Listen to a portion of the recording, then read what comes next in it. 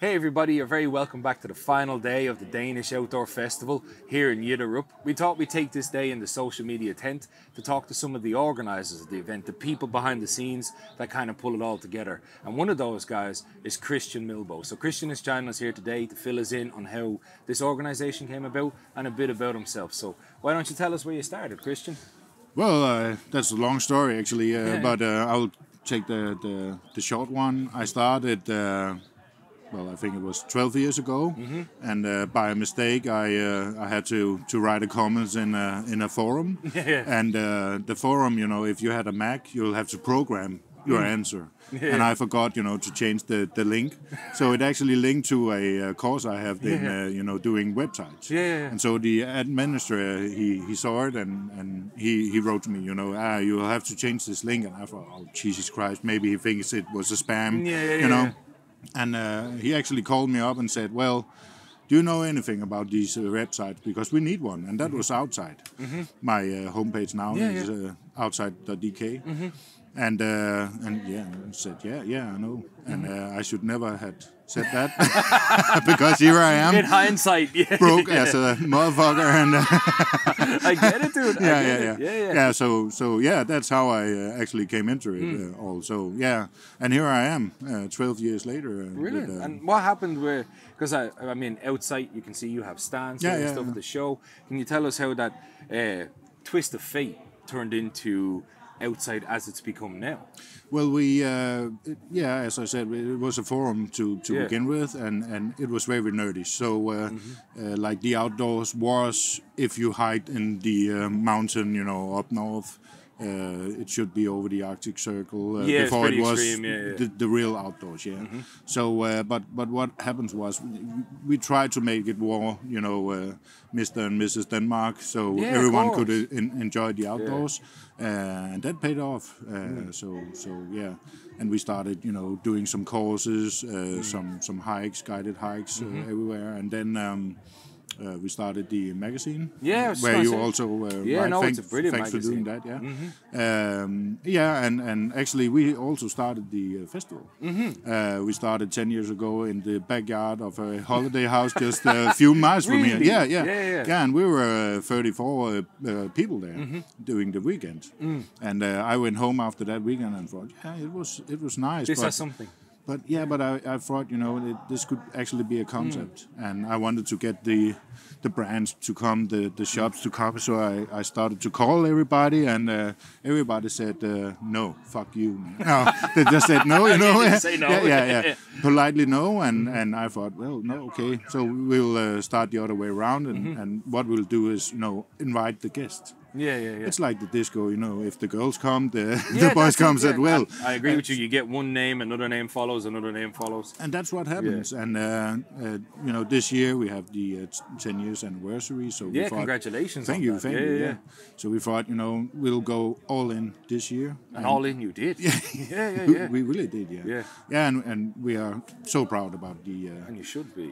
The festival, It's coming really nice on, and people are so happy, and it feels like being on a music festival, It does. Yeah. And can you tell me a bit about how the Danish Outdoor Festival then got involved with the environment in Jyderup?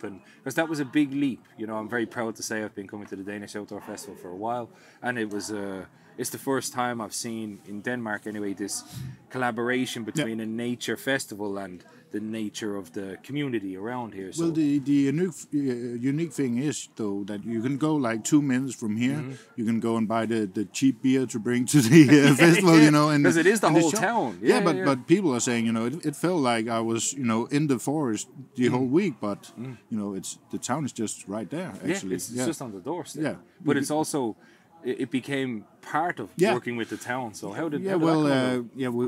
We did this live festival. You were also involved during the COVID times, and we had a girl from the EU that helped us getting that along.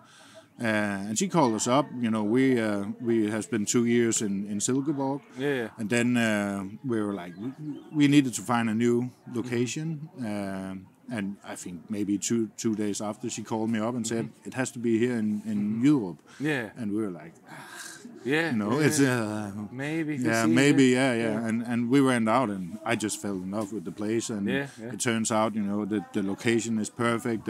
Yeah, you've seen it. The scenery is beautiful. It's one of my favorite forests in Denmark. Yeah. I've been coming to Jyderup for close to 6 years. Yeah. With a big guy that you've helped support too, Yeah. Jesper Hayde here. Yeah. Like, you know, so Yeah. when you told me, hey, it's in Jyderup, I was like, oh, that's actually pretty cool. It's like, Jyderup's a beautiful place, but I wondered how you were going to pull it off. He didn't believe me when I said it. Yes, but I said it's going to be in your backyard, and he was like, yeah, you're kidding. Sure. No, man, we're coming to you. The Danish Outdoor Festivals coming to Jyderup. Yeah. No, that's very, very cool. Yeah. And can you tell me, from the inception of the Danish Outdoor Festival, so to speak, going from a backyard with 34 people, 10 years later, can you give me some of the stats of what you have today? The vendors, the people, what actually was here this weekend? The big leap is actually just from last year, because we were 60 exhibitors and lecture holders in total. Yeah. Now and that's a big festival to manage all the same. It is, 60 exhibitors, that's a lot of personalities. Yeah, and also, you know, all the trucks coming in and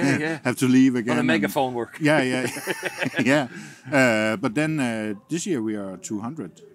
So you know, we are 3 times as big as last year. And, wow. And you know, we all volunteers here. Yeah. The festival is free. The lectures are free. The workshop is free. That's the one thing I think is the most impressive thing about the Danish Outdoor Festival, is the fact that you really do push for that kind of all-inclusivity, even down to the ticket prices. I remember your podcast in 19 from Skovskolen, where you said, well, it's amazing, you know, the tickets here from England was like, you know, 500 kroners, and you come to a festival and even people give you a beer, you know, when you're here. Well, welcome, you Danish know. hospitality.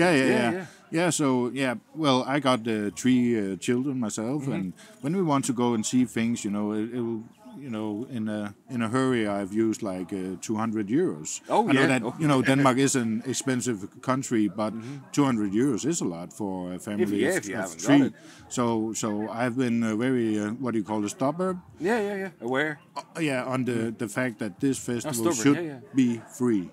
And luckily, you know, Friluftsland, Eventyrsport, all those big shops, they were like, well, it's such a nice concept, you know, how can we help, you know, continue that everything is free? So they're actually paying for the festival to be free. But I mean, they see the magic that what it is. You know, it's a unique concept, but it also shows the spirit of the brands that come here, that believe in the inclusivity of nature and support it in whatever way they can. Yeah, and the sad thing is, though, that, you know, in Denmark, and I think in the rest of Scandinavia, we are pretty... we're a little afraid of the commercialized things. We can be afraid of it, but I think it's sad. You know, in the outdoor business, we got, you know, Friluftsland, you know, Lars and all those guys. You know, they are nice guys, and they're just, you know, they're paying for, you know, their customers to get inside free and stuff like that. So this is also a nice way to say that, you know, thank you. Yeah, and also, you know, on Facebook, when I post, you know, Friluftsland and Eventyrsport gives you the free entrance, people just, you know, go amok on you know, likes and stuff like that. So we are, you know, also connecting the shops and with the customers. It is, and it is a fantastic concept, because it's like that from the 34 people that he's really reached out to bring international people to Denmark. Yeah. You know, and I remember coming here and because I'm obviously from Ireland, the audience would know. And now we're conducting interviews in English, but we have Finnish people from Italy, everywhere to come here, because Denmark is very cheap to fly to, and the infrastructure is actually, I'll give a bit of a comment, very, very good compared to other countries. So to get to a festival for under 200 euro of this magnitude is very, very good. Yeah. And you have camping spaces and hammock spaces. Yeah, and they're free too, you know, to come and camping. Yeah, and on the hammock side, there was this hot tub, you know. You could was there? Yeah, so people has been drunk in the hot tub. Yeah, so it's like a petri dish. You can stand on the water in the hot tub. I must say, you know, we last year in Silkeborg, we had like, you know, 40 tents or something like that. And, you know, when you haven't slept for 3 months planning this festival, you tend to get a little bit, what do you call it, Yeah, and so I went with the 4-wheel drive up to the camp. I haven't seen the camp, you know, because it has been so busy. But when I saw, you know, all those tents, the rooftop tents, the camper vans and stuff like that, that place was just full. You know, Bringing people together. and when we, you know, when we came here to look at Europe, if it was a location, we saw this huge space of, you know, it was just an empty field of grass, and we thought, well, you know, there will be down by the shelters, there will be, you know, some, you know, we will only take up this maybe 10% of this area, but it was full. Yeah, there you go. I actually remember the map you sending me getting bigger and bigger and bigger. Yeah. But that's what it's all about. It's the Danish Outdoor Festival has been growing exponentially, and I hope it continues to grow. And I hope those who are watching at home on social media can see the magic that is Danish Outdoor Festival and what they are trying to achieve here, and come support it in the years to come. So check us out in the next video. Thank you, Christian. Thank you. Beast.